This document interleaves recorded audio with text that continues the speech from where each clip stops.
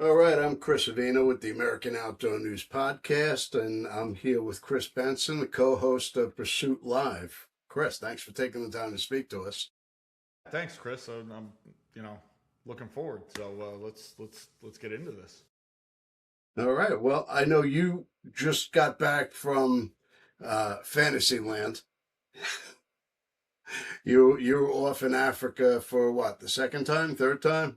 Yeah, this was the second hunt. I mean, this time we hunted. I guess you could say it was two separate safaris because we had two different outfitters, three different locations. So it was, yeah, this was definitely one for the books. I guess you could say. Yeah, you took some nice animals. Now, let's before we get into that, um, when people go, well, personally, I think everybody should hunt Africa at least one time, but going about it is a whole different thing. How did you go about choosing your outfitter? So I guess I could kind of start at the beginning with you. So I've been a fan of African hunting since I was very young. Um, I think when I was a kid, I watched a video of Jeff Ram hunting an elephant, and it's him walking up, and this thing stands up, and it looks like an apartment building in front of him, and perfect brain shot. This thing pole axes, falls back, it's over, and from that moment, it was over for me too. I was in love. Um, so for years and years and years, I was researching. I was like, this, I'm gonna do it. I'm gonna do it, and it always became I'm gonna do it next year. Oh, I'm gonna do it. I'm gonna do it. I'm gonna do it. And finally, in 2023, I won a trip in a raffle, and I said, "Oh, okay. I guess we're going now." So that's how I ended up um, with my first outfitter.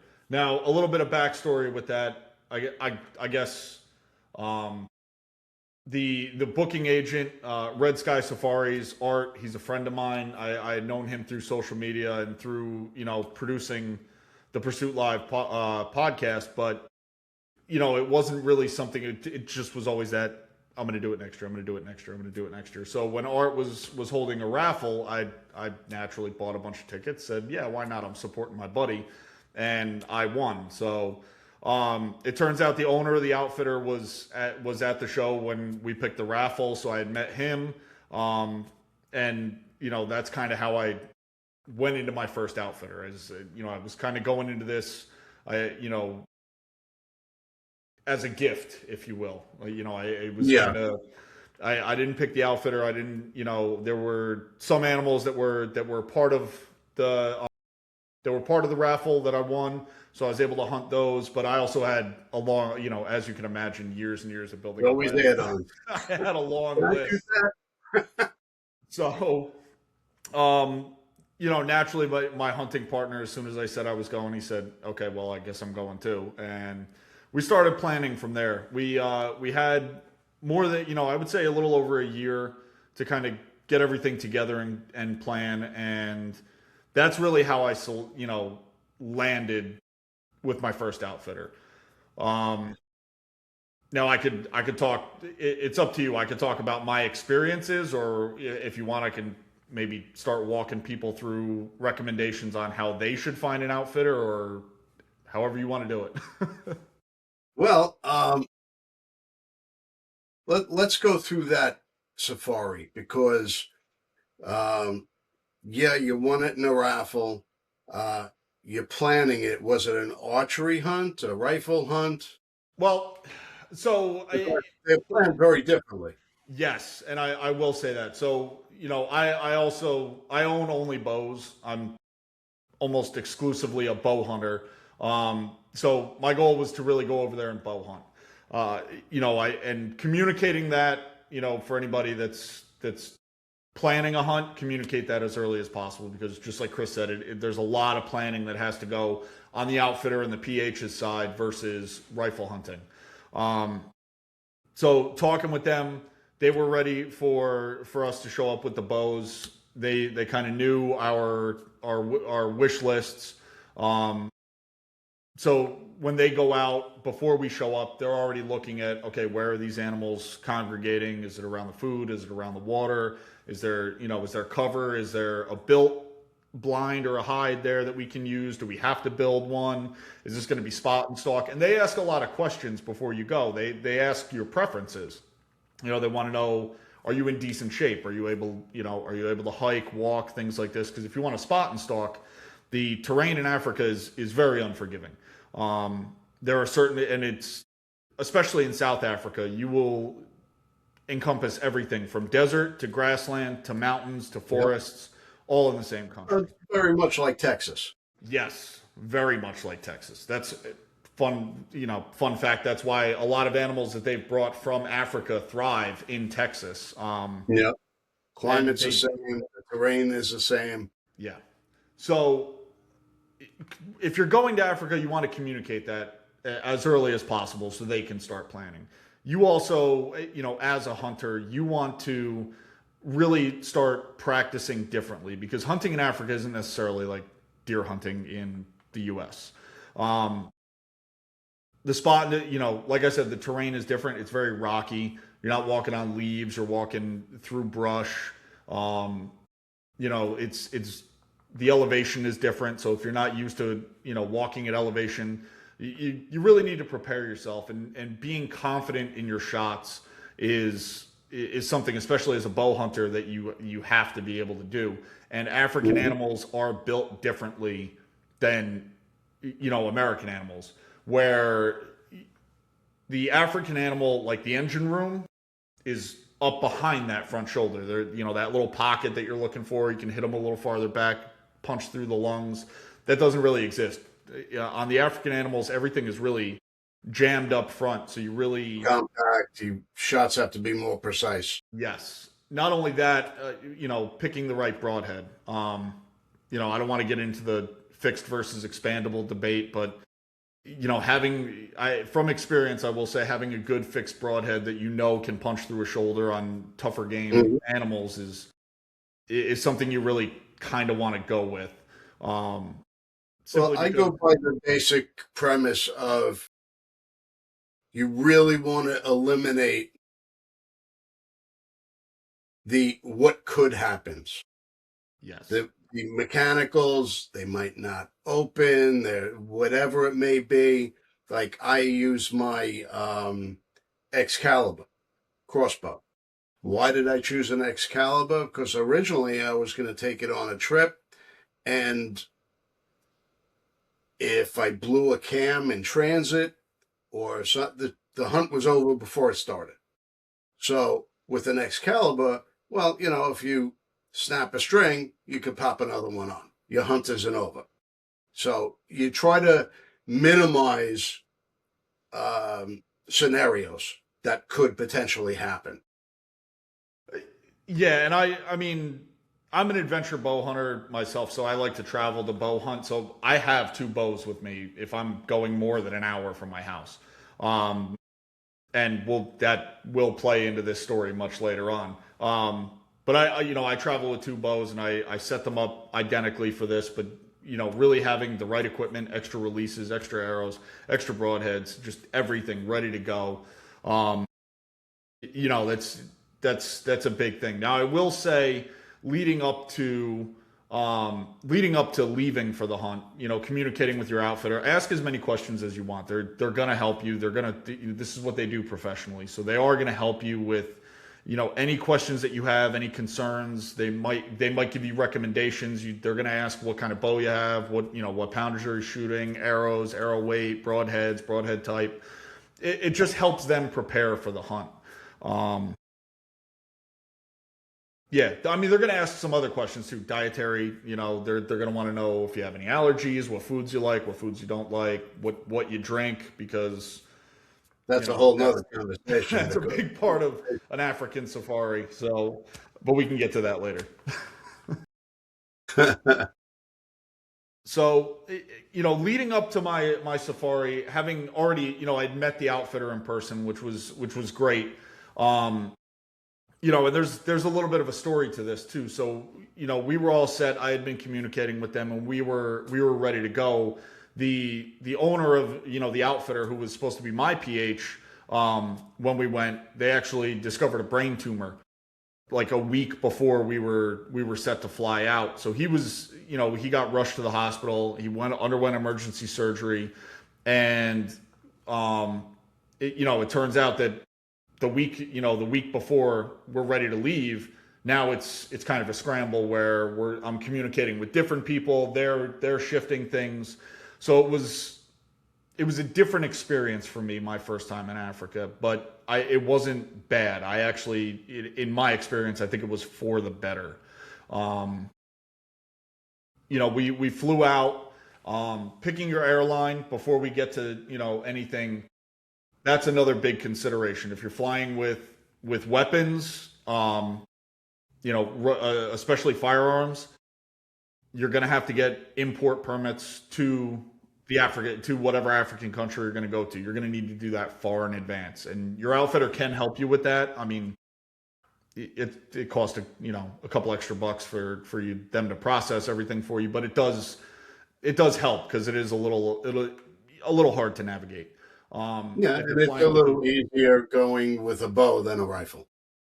I would have thought so. Unfortunately, I like to fly Virgin Atlantic, and they're under United Kingdom rules, so they treat bows just like firearms.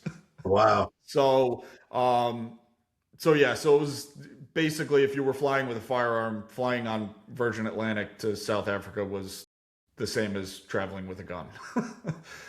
So there was a lot of paperwork at the airport that we had to fill out. When our layover in London, we ended up having to fill out more paperwork.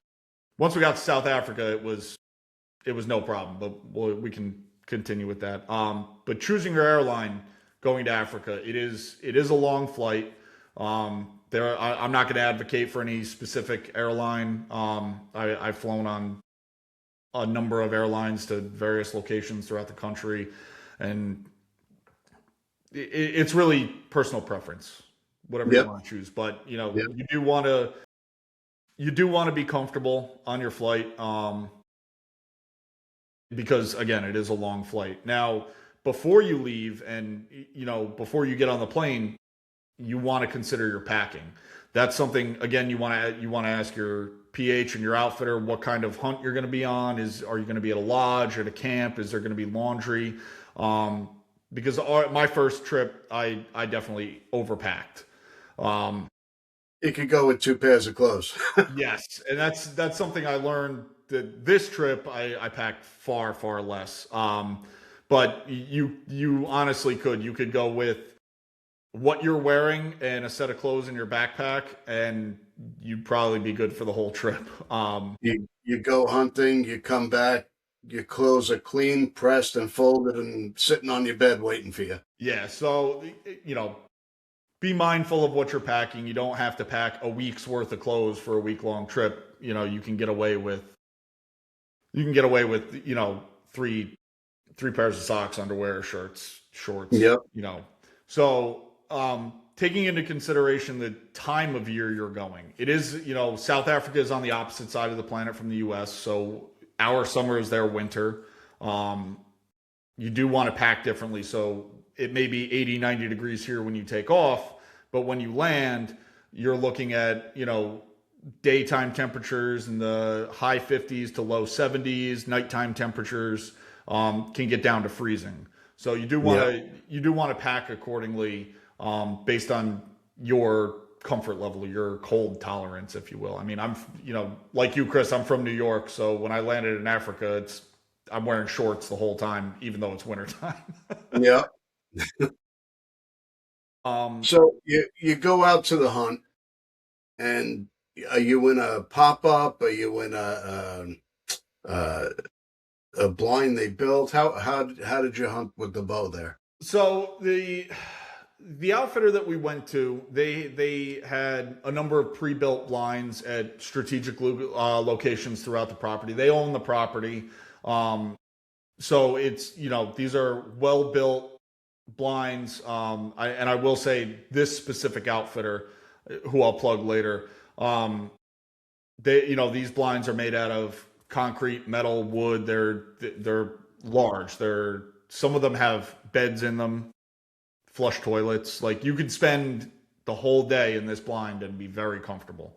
But again, it's up to you. And they, this outfitter that I went with, I I really like the way that they do their hunts because it's very catered to the hunter, like your style of hunting, how you want your adventure Hmm. to proceed. There are some outfitters that are that are larger. They run different operations. There's different styles. Um, Some but are for this strictly specific hunt, rifle. Some aren't set up for this. yeah. So this specific hunt, we were, it was a mixture of spot and stalk as well as hunting from fixed blinds, and the blinds were very comfortable. So, what's the first animal you took?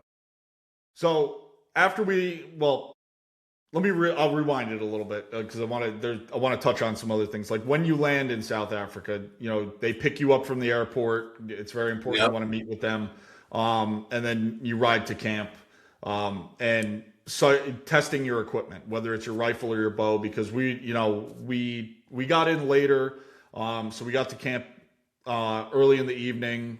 The next morning, I got up, I was shooting my bow, and I found my sight was off. Even at 20 yards, I was shooting like almost 8 inches off. And I realized my sight had been pushed while it was in transit. So the first thing we did was, check the bows. Ended up sighting everything back in. We were good to go. By early afternoon, we were sitting in the blind. Um, and it's just driving out there. You're riding in the back of a buggy. You're on the back of the safari truck, and there's animals everywhere. The terrain is beautiful, and it's a lot just to take in for your first time. Just seeing everything, it's a lot. And Um, they are everywhere. Everywhere, Everywhere you look, there's different species, just herds of them running. and it's having never seen that before. It was I'm like a kid in a candy store. This is my dream come true. I'm like, what do I do? So we're actually driving up to a blind. Another PH was coming in again. Like I said, my PH was in the hospital. Another PH was coming in to hunt with my hunting partner, and the actual ranch manager was kind of stepped in, and he took me out as my PH. So we all hunted together the first day, and while we were sitting in the blind, um, we passed giant sable coming in, just driving in the truck, and they're 20, 30 yards away. And I'm like, this is amazing. That's We my get in the bucket list. blind. We're sitting there for a little while, and I had a number of I think I had 6 or 7 animals on my list this trip. Um, but we get in the blind. We're sitting there maybe an hour, and animals start coming in. Baboons start coming in. Warthogs start coming in. There was some impala, sable were starting to slowly move over towards us, and then I started to see kudu, and kudu was the top of my list. So we hadn't even been hunting for like 2 hours, and I start seeing these kudu come in, and I'm like, oh my god! I'm sitting there looking through my binos. I'm like, that's awesome. He's like, my PH is like, no, he's a Is youngster. that He's those? like, Oh, calm down, don't worry. calm down. He's like, wait, and and I keep seeing more and more coming in, and they're just getting bigger and bigger, and I'm getting excited at this point. And finally, I'm telling him, I'm like, that one's awesome. He's like, that one's small, and he points over, but way back behind these bushes. So behind this thicket, I could just see the legs. I couldn't see his horns, but once he stepped out, he was awesome, and he said that's going to be the one. So we waited, we waited. I think about 35 minutes later, he finally came in close enough. I was able to get a 30-yard shot on him, and that was it. That was I from that moment on, I was hooked. After I shot, it was funny because a big baboon hung out. Once you shoot, all the animals scatter. They hear the noise. They're like, we're out. This one baboon just kept hanging out. So my PH was like, why don't you guys shoot that one? So my buddy John stepped up and he ended up sticking the baboon at the same time that I shot my kudu. So our first hunt out, first afternoon, basically our first full day in country, and we already doubled down. Um, the kudu, he only went about 100 yards, maybe it might have been less. I think we went 100 yards to kind of scoot under the ridge to come up at him. But he was down. We recovered him, and it was an amazing feeling. It is a little overwhelming um, when you first pull out into the brush and you start to see the animals, and you're like, "Oh, I want that." You want to shoot something right away, but there's so many and so many bigger ones behind it. You really need a little self control, and that's what the pH is there for. Yeah. And I thought over the years of watching videos and not actually seeing these animals, I thought I was like, oh man, I bet you I could judge these things. And I was way off. I was better this trip. I actually was a lot better this trip. Um, but my first trip, it was things that I would have been happy to shoot.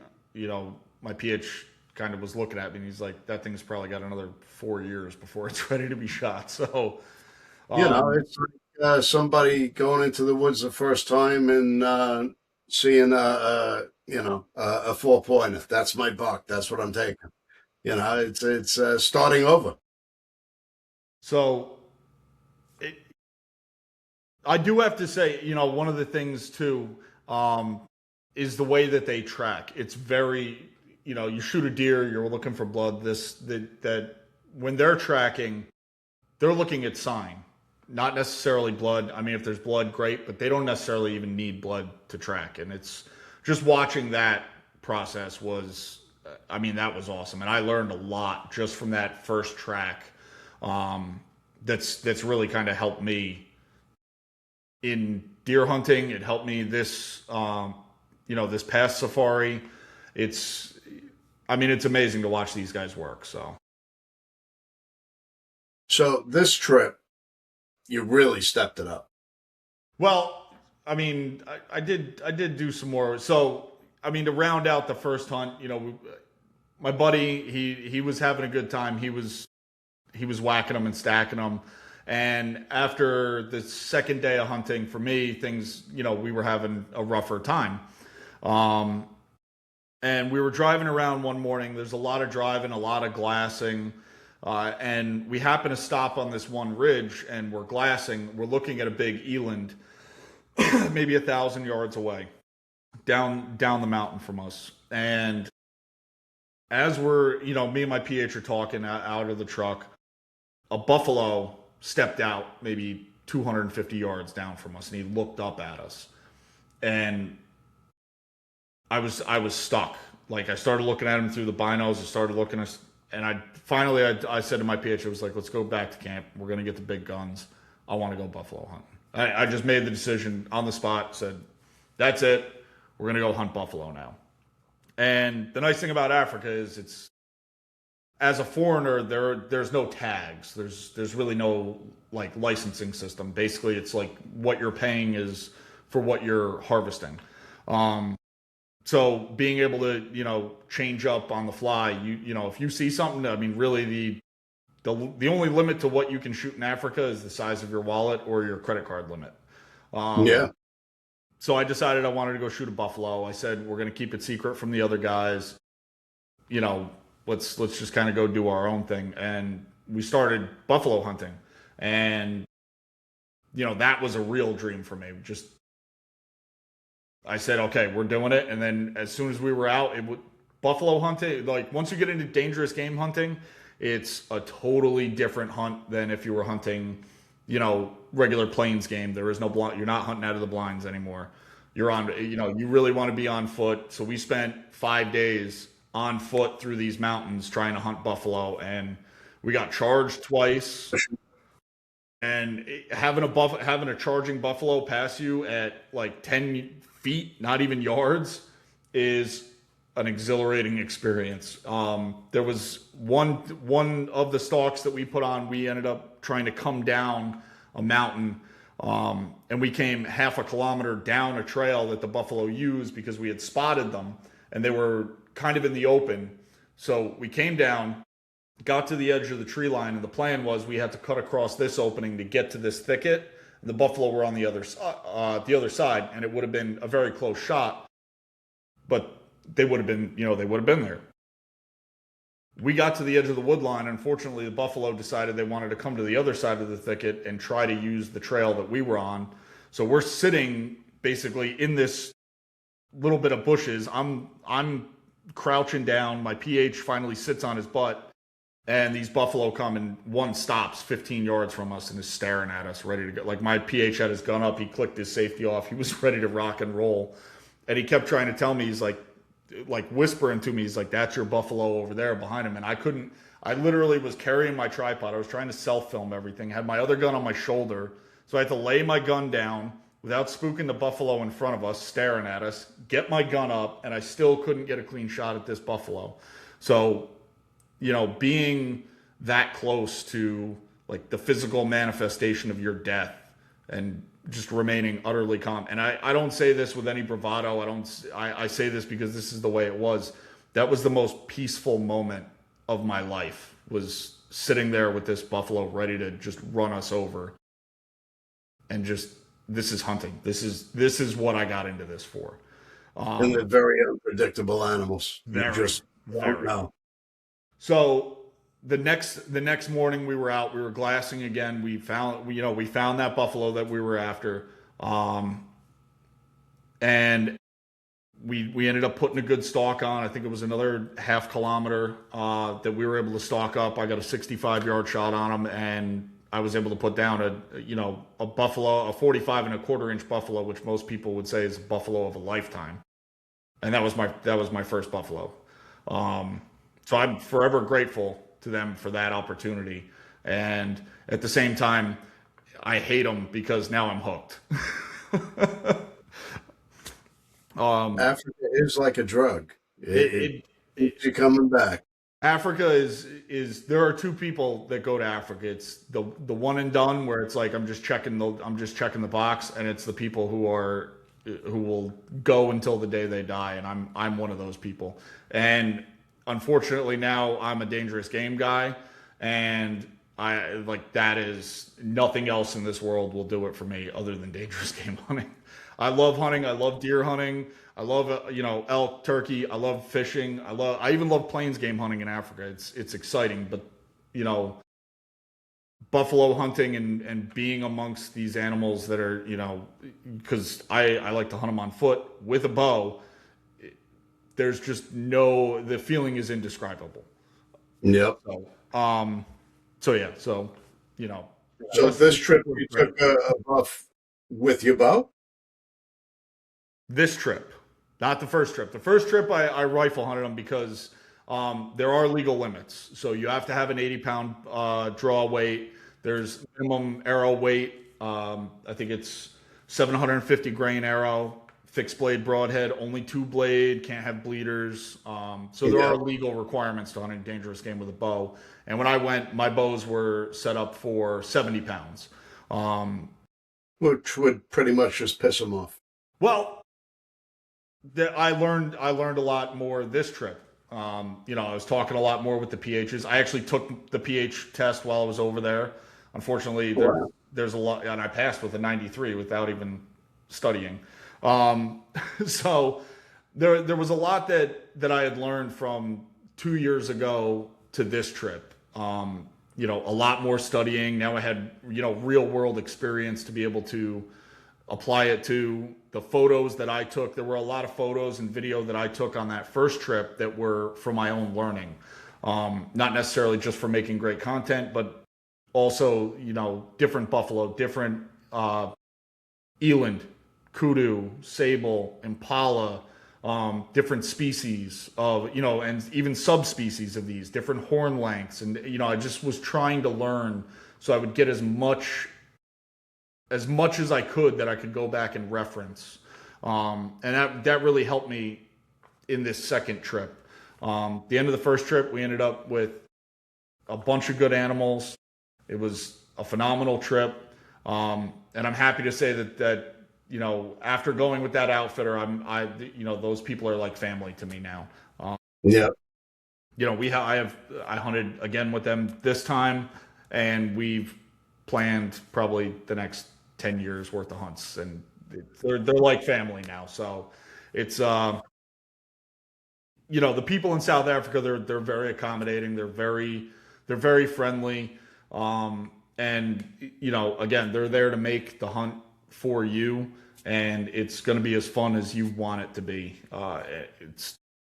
It's a blast, and I think one of the things that I really enjoyed about it is I told them, don't treat us like clients, treat us like friends. Like we cooked for them one night, which was like unheard of. So they actually forced me to do it again when I came back this time.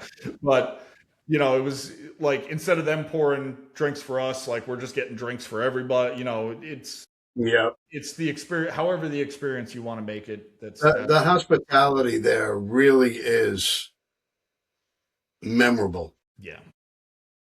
Yeah, just the food and the drinks and the biltong and everything. The whole experience is amazing. Well, don't forget the brandy. That plays a big part. That's it.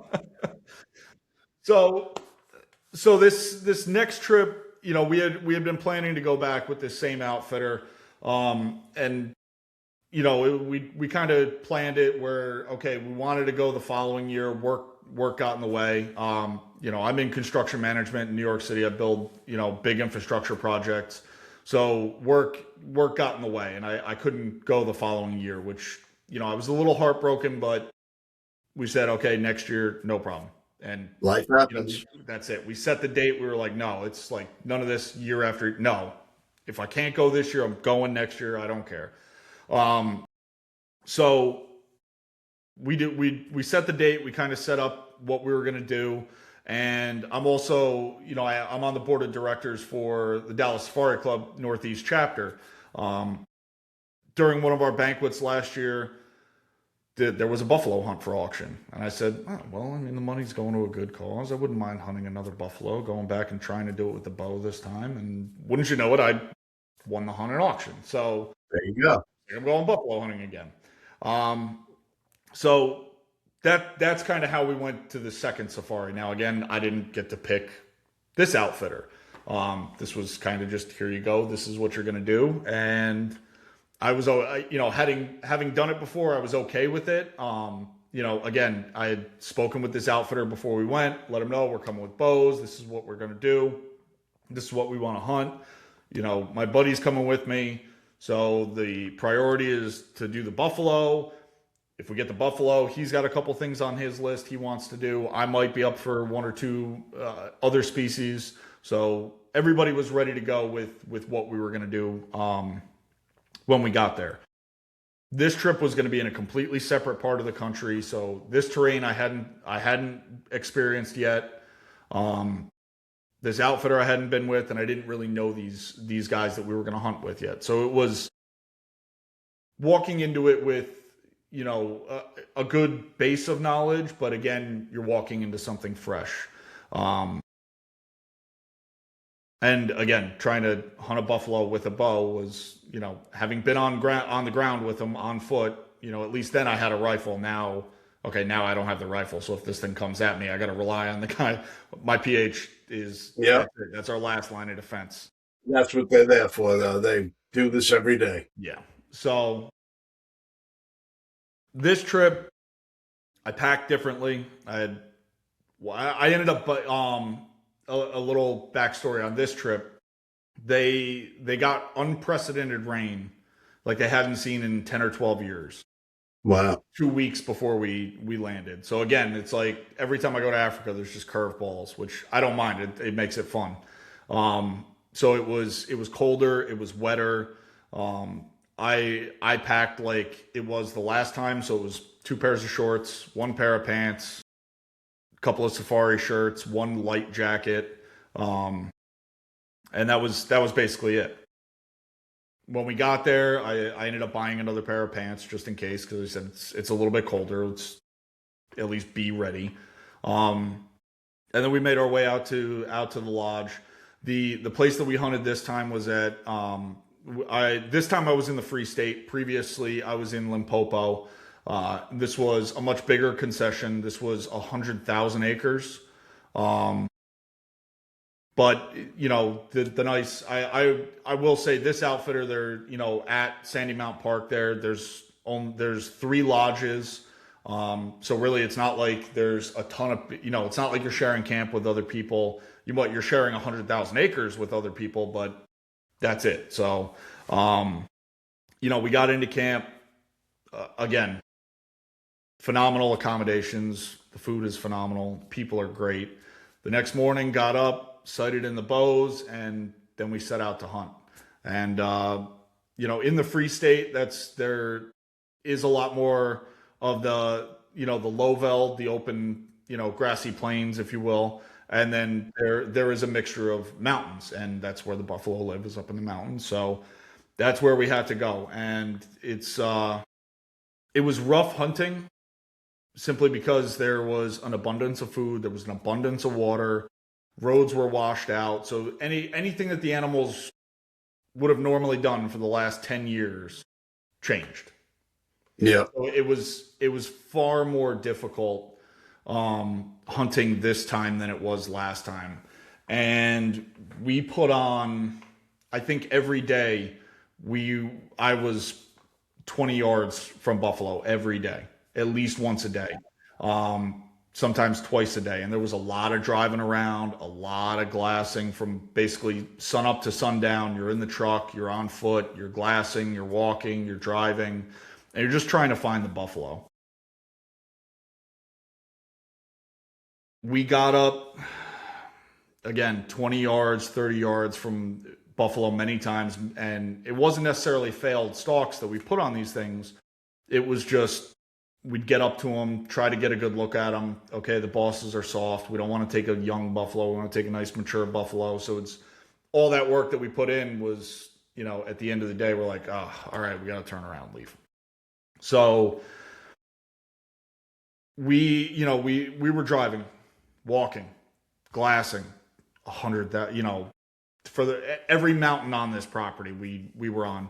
And by the fifth day, the owner of the outfitter came and he talked it over with the PHs, and they said, okay, well, if they're going to bow hunt, maybe we should change locations. So we made the decision. Everybody agreed. We ended up leaving. We were an hour outside Bloemfontein in Gropfontein. We ended up driving up to Wilcombe, and that where we were staying there, the concession was maybe 45-minute drive, and it was along the Vaal River. So instead of being in the mountains, now we're more back into the foresty low veld. But again, we're right next to the Vaal River, so it's even though it's flat, the buffalo like to hang out in there. There's a lot of there's some hills, there's terrain. So we ended up, after lunch one day, it was pack up. We ended up driving 3.5 hours north and went to a new camp. So we set out the next day. We hunted all morning. We didn't see anything. And it was a little discouraging, because at least we were seeing buffalo at the other place, and I'm like, oh man, we changed places. Now we're not seeing anything. It's okay. We went and had lunch. We put on a stalk on a buffalo that we found. And first we went and sat in a blind. We said, okay, let's sit and just kind of see what's happening. Somebody that was on the property, they spotted a buffalo. They radioed to us, said, hey, this is where the buffalo is. Like, from you guys, it's maybe 1 kilometer away. If you guys walk, he's laying down. You could probably get to him. And it was midday at this point. So the buffalo were resting. We said, okay, let's try it. We put this stalk on, and it was very difficult stalking. It's very rocky. We were on our hands and knees at one point when the buffalo got up, and I'm a foot away from my PH's ass at this point. We're on our hands and knees like this. The buffalo stood up and is looking at us, so we just had to freeze. And Yep. if you're on your hands and knees in the rocks for like 10, 12 minutes, like my legs were shot, my arms were shot. It was like I can't hold myself up anymore. Finally, the buffalo turns. He starts walking away. So we get up and we give chase. We're kind of trying to follow him through the brush. He goes over to a water hole to drink, and it's wide open between us and the buffalo for maybe 200 yards. And there was like two dead logs that were like in the way. So we said, okay, we got to try it. So we tried it. We got close. I think we were 45 yards when we finally got to the last spot. And the buffalo was drinking, but the shot angle was super steep, he was quartering way too hard. And my PH said, "Wait." So finally, the buffalo must have smelled us, turned around and looked, and he said, "Draw and put one in his chest." So as I'm drawing, the buffalo runs. We say, "Okay, damn it." We end up going around the water hole. We take we pick up the truck. We end up going for a drive way around. And we try to come back to the other side of the water hole. So we stop the truck. We end up putting on another half-kilometer stalk, trying to get up to the buffalo. And we got to about 50 yards. And again, buffalo winded us, turned, ran. Said, okay. All right, now what? So we're considering going back to one of the blinds. Another guy in one of the buggies radios, he said, "Hey, I saw a buffalo. It looked like he was heading towards this other blind. Why don't you guys go sit there and see if he comes in?" So we said, okay, we, hot-footed it in the truck way over, parked the truck. We ended up hot-footing it all the way to the blind super quick. And no sooner did we actually get in the blind, we didn't even have time to set up the chairs or anything. Like, we basically closed the door and the buffalo like came around this corner and started coming towards the blind. So we said, all right, let's get ready. We get ready to shoot. He starts coming in. He could tell something's off. There's a slight breeze, but I don't think he could really. I don't know if he was smelling us or if there was something, but he just could tell something was off. So he was very cautious coming in. And when he finally came in front of us, said, "Okay," my PH said, "Wait till he turns broadside and take him." I said, "Okay." Now I was looking at him through my binos. I think I kind of understand how to judge a buffalo at this point, and I said, this is a good buffalo. And we actually had all taken guesses on how big he was, and I think I was we made a bet for closest without going over, and I ended up winning it because my PH was actually closest, but he did go over. So I draw back. I'm ready to shoot. The son of the landowner on the concession was with us. He was working my camera, and he couldn't get the zoom to focus right on my camera, so I didn't get the shot on camera, which I was totally upset about. That sucks. Even worse, the hides we were in, they weren't dug out very well, and I'm a tall guy. I'm 6'3", so when I released my bow, my top cam bounced off the roof of the hide. So I blew my bow up after I shot the buffalo. So my shot was about 6 inches, maybe 6 to 8 inches off of where I was actually aiming. Got the impact on the buffalo. We did see blood coming out.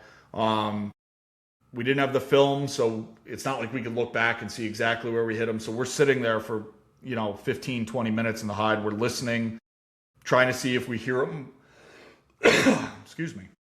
See if we can hear him fall down or hear the death bellow or anything, because we knew we hit him, and we hit him halfway decently based on the blood that was coming out. So we saw that blood. We saw what looked like, possibly lung blood. We said, okay, let's give it time. We waited. I'm looking at buffalo anatomy. I'm sitting there talking with my PH. I'm like, I think I hit him here. What do you think? And we were just going back and forth and back and forth and back and forth. So we radioed my hunting partner and his PH and said, look, we shot the buffalo. This is the direction it went. We're sitting here waiting. As they were driving to us, they spotted a lone buffalo. There was a big herd, and we think this buffalo was trying to catch up to the herd this whole time. So they passed this herd. They were looking. They actually had a tracker with them, and the eyes on these trackers are like nothing else. They can spot things. It's amazing. miles away that you'd be like, what the hell are you even looking at? Um, but they ended up picking my buffalo out of a bush maybe 250 yards from the big herd. So they radioed us. They said, "Look, we're going to come get you. Um, like we see a buffalo. He looks sick. We see the arrow sticking out of him. He's not moving. He's still kind of standing. We think, but he's not moving, and he's got his head down. We're going to come get you." We radioed back. My buddy was looking to hunt bushbuck or not bushbuck, waterbuck, um, and lechwe, and we happened to see lechwe out in the distance. So we said, "Okay, hurry up! You guys come sit. Maybe you'll shoot the lechwe. We'll take the buggy and we'll go get the buffalo." So we ended up switching out. We go down. We spot the buffalo as we're driving. At this point, he's laying down. He's got his head down. He looks very sick. We said, "Okay, we're good." He's fading fast. Well, that's yeah. We could, we parked the buggy between us and the main herd, so we basically parked 100 something yards away from my buffalo. We're 150 yards away from the main herd. This way, if he starts moving, at least we can intercept him. My PH hands me his rifle because my bow is kaput. So now it's okay. I got a 375 in my hand now. I'm very comfortable with 375. I've owned two of them. That's what I shot my first buffalo with, and I probably put 100 rounds into my shoulder with the 375. So I'm very comfortable, especially the CZ. So, that's what I used to own. I'm very comfortable with this rifle. No problem. So there's a little bit of controversy in this next part of the story. So my PH and I, we're talking. I understand a little bit of Afrikaans, so I can understand some of the things that they're saying back and forth. My PH and I are talking, and we're very calm. We see him. We know where he is. We want to leave him. No problem. We can hear him coughing. So, we hear him coughing, which is a good sign. That means, okay, I must have hit a lung. Let's give him time. The landowner and his son, they kept wanting to push. They're like, no, let's move in. Let's finish this. Let's go. So finally, my PH gives in. He says, okay, we're going to walk around this way. We'll try and get a better look at him. And, if he told me flat out, he's like, if he stands up, plug him. Yep. Just go. If he stands up and you've got a clean shot, put it in him. I said, don't hesitate. So these guys are talking and they want to keep pushing in harder and harder. So we're just slowly moving around. We get around this thicket and now we can see the buffalo. He's laying down. He's still, he's got his head down, but you could see he was moving his head. Me and my PH, we kept saying, okay, let's wait. Obviously he's sick. Let's just let him, he's going to expire there. He's a wounded buffalo. We don't need to charge in after him. But they insisted it's their land. Okay. So my PH finally gives in. He's like, all right, let's slowly move in. We probably moved 20 yards forward and the buffalo stands up. The wind is swirling at this point. So he definitely smelled us, stood up, spun around and looked right at me. And my PH is like, all right, if you can, shoot him. And I said to my PH, he's looking right at me. He said, and we had a bet about this afterwards. His exact words were, shoot him right under his nose. He tried telling me after the fact when we were back at camp and we were drinking and laughing. He's like, no, I said shoot him under the chin. So I ended up having to go back to the video and I showed him. I'm like, nope, you said shoot him under the nose.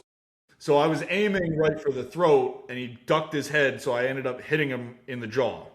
Split his jaw. Okay. Buffalo takes off running. The landowner takes a shot over the back. It ended up, we found later he just grazed his back. Missed. Son takes another shot as he's running into the bush. He misses completely. We're in a mad chase trying to cut this buffalo off. We end up getting up, trying to cut him off. We see he didn't pop out of the woods trying to get to the main herd. So we said, okay, we got 2 dogs. Let's get the blood dogs out. Let's move in. It's very thick in there. The dogs will at least bay him up and they'll be ahead of us so they can let us know that he's there. And, we kind of tracked back a little bit, started cutting into the brush. And I think he might have ran, I would say 60 yards from where we found him, maybe a little less. And we kind of started walking past him, and he stood up, and the dogs actually turned because they missed him too. He stood up and looked at us. So I put another one into his chest. Another PH shot. He missed. All right. Buffalo turns. Now he's making a cut for the open. They take another shot. Miss. I put one in his hind end. Okay. Put another one in his hind end. I'm down to my last bullet because there's only 5 in the gun. Said, okay. Got the last one in it. We're walking up. The buffalo is in the field, and now we can tell because he's got 2 in his hind end. He's broken down. He's got 1 in his chest and 1 in his face, and he's got an arrow hole in him. And when the buffalo, they run on straight adrenaline. Yeah. Like when they're wounded, it's you literally have to shoot them in the head to stop him. So he gets out. He's in the open. He's trying to make it to the main herd, but he stops and he keels over. So we're in a mad dash. Like this whole time we've been running, and it was awesome. I'm not gonna lie. Like most people would say, "Oh, that's scary." No, this was awesome. So The adrenaline pumping. we bust out of the tree line, and he's in the open, and I have it all on video to back it up. The gunfight in the brush happened so fast. My PH was carrying my camera. He didn't have time to click it on and get on him. So after the gunfight happened and he's laying down, you can see where he's kind of kiltering, and he goes over. You can see the other 2 guys were very excited, and me and my PH are very calm. We're walking up. We're like, no, even my PH is like, all right, guys, calm down. This is where it gets really dangerous. Yeah. So we start going. Buffalo lays his head down. We're slowly walking our way up. We said, okay, the dogs run up. The dogs are going all around him. No problem. Buffalo's not moving. And I'm walking out front with the rifle. I said, okay, if he gets up, I'm going to plug him. One of the dogs ends up biting the buffalo's balls, and he picks his head right up, and everybody, whoa, whoa, whoa, whoa, everybody backs up. My PH is like, put one into the spine. Bang. All right. Put him in the spine, put him down. It's over. And then, then all the fun begins because now you got to get this buffalo out, and it's, these are 2,000-pound animals, but, we made sure he was down. Then, after that, then it's the high fives. Everybody's happy. Crack a beer, everybody celebrate. That's it. Then that's what it becomes after that. You're moving the animal for the photo op, and that's it. So loading them out. Luckily, you don't just move the animal for the photo op. you're wrestling. Yeah, when I say move, I don't mean like, oh, let's just hold his horns up like this. Yay. No, like it's 4 or 5 of you, like, okay, roll it over. A lot. So, it was exciting. It was very good. And my PH that I was with, Jan Hendrik, I can't say enough good things about him. He was a true professional, and he was very knowledgeable. He was great the whole time. And I know he was struggling. I know he was very frustrated. We had one awesome stalk on a buffalo back at Sandy Mount, and we put in a lot of time working this stalk up. Buffalo were feeding this way on the other side of the thicket, and if they had kept feeding, it would have been a 10 or 15 yard shot, and it would have been a beautiful, probably 39 or 40 inch buffalo.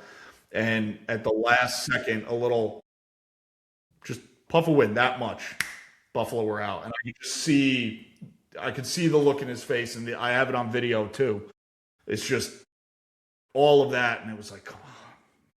So I can't say enough good things about that guy. He was, a true professional, and he was great. And after our little debrief afterwards, he's done 200 buffalo hunts at this point in his career, and he's very knowledgeable. He's hunted a lot of them, and we talked about what went right, what went wrong, things in the future. So, but shooting a buffalo, shooting anything is a victory, but shooting a buffalo is great. So, whole different level. It's a dangerous game because it's more of a level playing field.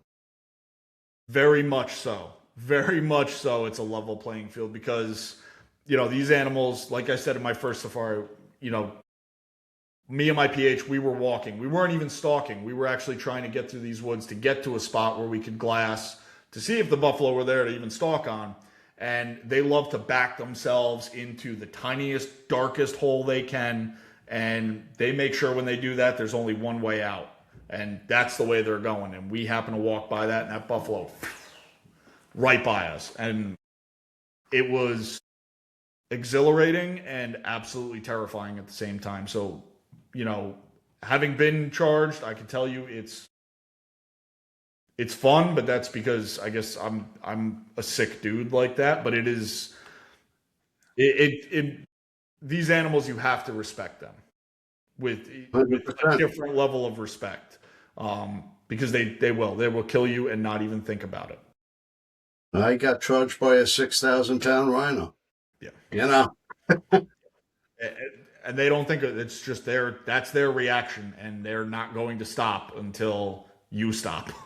So yeah, but buffalo hunting is very, very addicting. Unfortunately, once you start the big five, like I'm the kind of guy that I got to finish things. So now, I'm already planning the next 15 years of dangerous game hunts. Unfortunately, there you go. What's next? well, I don't want to give it away just yet. Well, I'll give it away. All right, so I'm actually bidding on a rhino hunt, with Dallas Safari Club, and it's the reason I'm bidding on it. Most other people won't probably bid on it this way. It's what's called a green hunt. So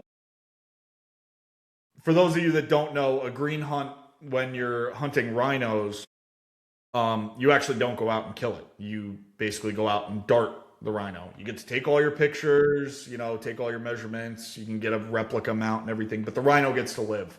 And when I set out in this, I really didn't want to kill a rhino because I have a lot of respect for rhino. I have a lot of respect for the rhino population. I think it's terrible that they're being decimated by poachers. But to have the opportunity to go out, complete that hunt, and at the same time that animal gets to get up and walk away, I think that's a win for everybody, Yeah. in my opinion. And for the green hunt, it's actually very beneficial for the rhino population, because basically what you're paying all like your hunt basically pays for the vets to come out. They take their measurements, they take their blood samples, they do their science stuff, and you're helping contribute to not only the future of that rhino, but furthering the conservation of the rhino population. So But I'm mind you, very, you can't very even happy. handle the dart gun until you actually are up on the rhino. The vet puts the tranquilizer into the gun. Because if you get it on your hands, it's fatal to Oh, it'll us. kill you. It'll kill you. So So I they mean, handle everything and they hand you the gun when you're ready to take a shot. yeah. I mean, you're still hunting it basically the same way. It's still spot and stalk. You still have to Oh walk yeah, up. 100%. It's very much a hunt, but it's so much more controlled because you don't want to hurt the animal. Uh, um, Yep. so I'm very happy to be able to do that. That's what I said I wanted to do with my rhino. I'm perfectly happy with putting a replica rhino on my wall. So I'm bidding on that hunt. If I win that, then I will be rhino hunting next. If not, then I'm probably just going to go to my Mount Everest, which is what got me into, African hunting from the get go. And Oh, yeah. I'm going to go to Botswana in 2028 and take an elephant. There you go. Um, and I will say, we spent a day in the Kruger Park, so we did actually get to go see live elephants, up close, not personal because they're, you're not getting out of the truck. They're there, Yeah. they're close. They're 20, 30 yards away.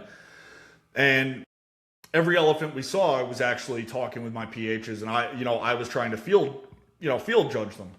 And I would say that I'm within 10 to 12 pounds of being accurate at this point. So I'm getting better. But yeah, so that's pretty much what's next for me. After following our buffalo hunt, we ended up going back to the outfitter we hunted with the first time. The owner Terry, he's out of the hospital. He's much better now, so we were actually able to hang out and do some hunting and hang out with their family, who is basically they're like my family now, and we had a blast, and it was an amazing time. We completed what's called a McNabb challenge. If nobody knows what that is, that's harvesting an animal, shooting a bird, and catching a fish in the same day between sunup and sundown. And it sounds easy until you try to go do it. And fishing in Africa in wintertime is very, very hard. I'm not gonna lie, I was winning. I shot my bird, I shot my blessed buck. So I was in the lead the whole day. I had the whole evening to fish, and I got one bite the whole time. My buddy comes up, he puts like 4 casts out, reels in a bass. I'm like, all right, I lost. And I like the rest, I'm trying. We get to like 3 minutes before sundown. We get a flashlight, and there's like a little dink minnow swimming around. So I just was like, all right, a fish is a fish. I got it. So, yeah. But the nice part about that is after the McNabb, there's a nice big braai, which is a South African barbecue, and it's a big party afterwards. So, completing that was a bit, and I didn't really realize it was like the accomplishment that it is when I was doing it or when I was told about it. But apparently it's a big accomplishment. So yeah. There you go. Yeah, well, we got to wrap things up here. Where can we find you? Where can we find Pursuit Live? And we're off and running. Yeah. So again, I'm Chris. I'm the owner of Only Bows. You can find us at only-bows.com. Also on Instagram, we're Only Bows Official. We're Only Bows on Facebook. I'm also the executive producer of the Pursuit Live podcast. That's Pursuit Live Official on Instagram, on YouTube, at Pursuit Live, all one word. We usually go live every other Friday night on Instagram and YouTube. And then also, shout out, I'm a board member on DSC, so check out, Dallas Safari Club, biggame.org. And I just want to give a quick plug to Red Sky Safaris, my booking agent Art. If you're looking to live your South African safari adventure, redskysafaris.com. I also am now working very closely with 8 Comst Hunting Safaris. That's UITKOMST. It means outcome in Afrikaans. They have Facebook. I'm helping them rebuild the Instagram, and there's more to come from that. But if you want to go to Africa, redskysafaris.com, Red Sky Safaris on Instagram. Art is a wealth of knowledge. He's been going back and forth to Africa for 20 plus years. And yeah, that's it. All right. Appreciate you taking the time to talk to us tonight, and we'll see you again soon. Yeah, no, I appreciate it, Chris. Thanks. We love our children. We protect them. We guide them. We prepare them for life in the world. With all that we do, from deep in our hearts, we cannot control all things. Life-threatening illnesses and disabilities affect far too many of our children each year. While we cannot change the circumstance, we can make dreams come true. Dreams to provide hope, to provide spiritual healing and strength, to provide moments of happiness and relief in the hardest of times. We can give a glimmer of light and hope in a time of darkness and despair. Join huntofalifetime.org to help make dreams come true, to provide hope for children with life-threatening illnesses and disabilities. Hunt of a Lifetime is a non-profit organization fulfilling dreams for hunting and fishing trips to youth 21 and under with life-threatening illnesses and disabilities. Visit huntofalifetime.org to learn how you can make a difference.